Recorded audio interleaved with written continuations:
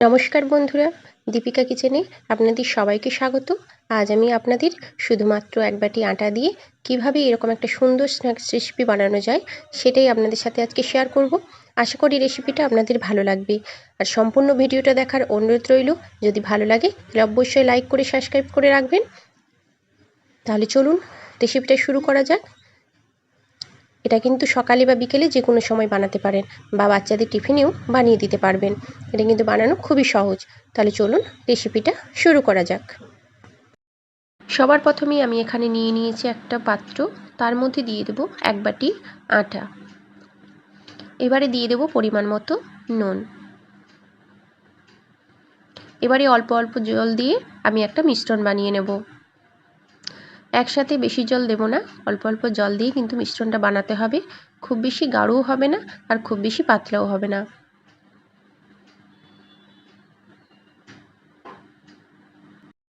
দেখুন মিশ্রণটা আমি ঠিক এতটা পাতলা করেছি। একটু ভালো করে কিন্তু মিশিয়ে নিতে হবে। এই যে দেখুন এইরকম পাতলা হবে।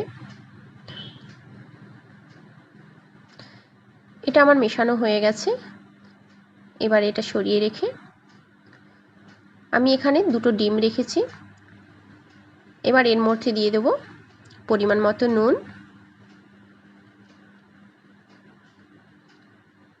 আর দিয়ে দেব কুচনো কাঁচা লঙ্কা আর কুচনো পেঁয়াজ।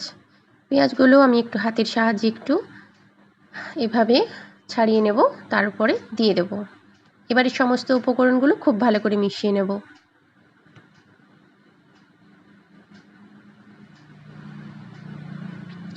দেখুন এটাও কিন্তু আমার খুব ভালো করে মেশানো হয়ে গেছে। এবারে এখানে আমি একটা পুর বানাবো, তার জন্য একটা পাত্র নিয়েছি আর নিয়ে নেব এখানে এই যে দেখুন আমি খুব ছোট ছোট করে পেঁয়াজগুলো কুচিয়ে রেখেছিলাম। নিয়ে নিচ্ছি কুচনো পেঁয়াজ। এবারে দিয়ে দেব কুচনো কাঁচা লঙ্কা আর দিয়ে দেব কুচনো শসা। শসাগুলো আমি একদম ছোট ছোট করে কেটে নিয়েছি।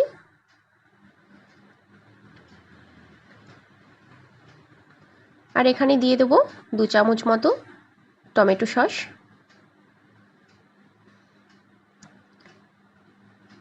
এবারে সমস্ত উপকরণগুলো একটু ভালো করে মিশিয়ে নেব। আমি এখানে পরিমাণ মতো নুন দিয়েছিলাম, সেটা দেখানো হয়নি। আপনারা কিন্তু অবশ্যই এখানে একটু নুন দেবেন, তাহলে কিন্তু এটা খেতে খুব ভালো লাগবে। এই রকম রেসিপিটা কিন্তু আপনারা খুব চটজলদি বানিয়ে নিতে পারবেন। বাচ্চা থেকে বড় সবাই কিন্তু খেতে খুবই পছন্দ করবে। দেখুন এটা কিন্তু আমার খুব ভালো করে মেশানো হয়ে গেছে।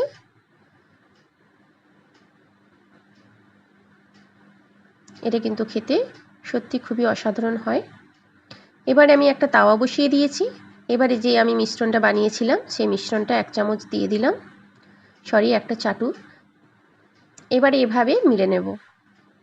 এভাবে গোল গোল করে ধোসার মতো করে আমি একটু মিলে নিচ্ছি, রুটির মতো করে।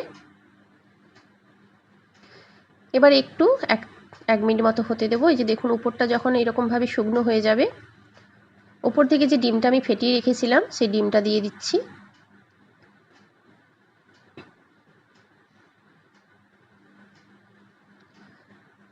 ডিমটা আমি দিয়ে দিয়েছি। এবারে সাইড থেকে সাদা তেল দিয়ে দেব। এই যে দেখুন সাদা তেল দিয়ে দিচ্ছি। আমি এখানে 2 চামচ মতো সাদা তেল দিলাম। তেলটা দিয়ে কিছুক্ষণ হতে দেব। তারপরে এভাবে সাইড থেকে কিন্তু ছাড়ালে এটা কিন্তু খুব সুন্দরভাবে ছেড়ে যাবে। এই যে দেখুন এভাবে উঠিয়ে উঠিয়ে তেলটা যাতে খুব ভালো মতো চাড়িয়ে যায়, তাই আমি একটু তুলে তুলে সাইডগুলো নিচ্ছি। এবারে দেখুন উল্টে দিচ্ছি। উল্টে পাল্টে দুটো দিক খুব ভালো করে ভেজে নেব।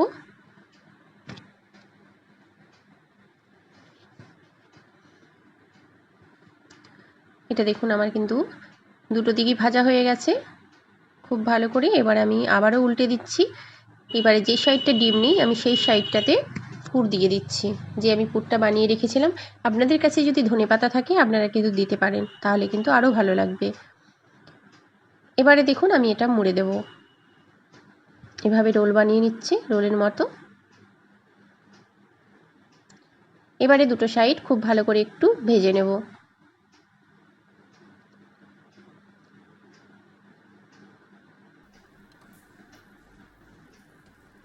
দেখুন কত সুন্দর ভাজা হয়ে গেছে। আমার এটা কিন্তু ভাজা কমপ্লিট। আমি এবারে একটা পাত্রের মধ্যে এটা তুলে নেব। এই যে দেখুন, এটা দেখতে ঠিক কতটা সুন্দর লাগছে, এটা কিন্তু খেতেও খুবই সুন্দর হয়। আমি একই রকমভাবে আরও একটা বানিয়ে দেখাচ্ছি আপনাদের, যাতে বুঝতে সুবিধে হয়। এভাবে কিন্তু দিয়ে আপনারা কিন্তু এভাবে চাটুর সাহায্যে এভাবে চাড়িয়ে দিলে কিন্তু সুন্দর একটা রুটির আকার নিয়ে নেবে। আর এটা কিন্তু খুব তাড়াতাড়ি বানানো হয়। একই রকমভাবেই আমি ডিমটা উপর থেকে দিয়ে দিয়েছি। এবারে তেলটা দিয়ে দিচ্ছি সাইডে। এবারে দুটো পিঠ ভালো করে ভেজে নেব।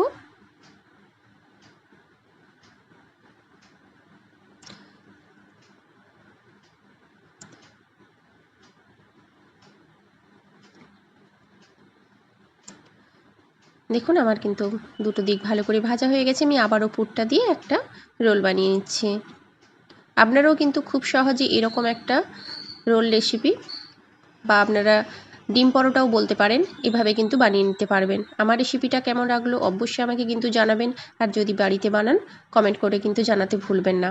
একই রকমভাবে আমি বাকিগুলো বানিয়ে নেব। দেখুন এটাও আমার ভাজা হয়ে গেছে, আমি তুলে নিচ্ছি। একই পদ্ধতিতে আমি বাকিগুলো ভেজে নিয়েছি। এরকম একটা সুন্দর জলখাবার রেসিপি আপনারা কিন্তু খুব সহজেই বাড়িতে বানিয়ে নিতে পারবেন, আর সেটা শুধুমাত্র আটা আর ডিম দিয়ে। আমি একটু কেটে আপনাদেরকে দেখাচ্ছি এটা ভেতরটা ঠিক কতটা সুন্দর হয়েছে এবং কতটা লোভনীয়।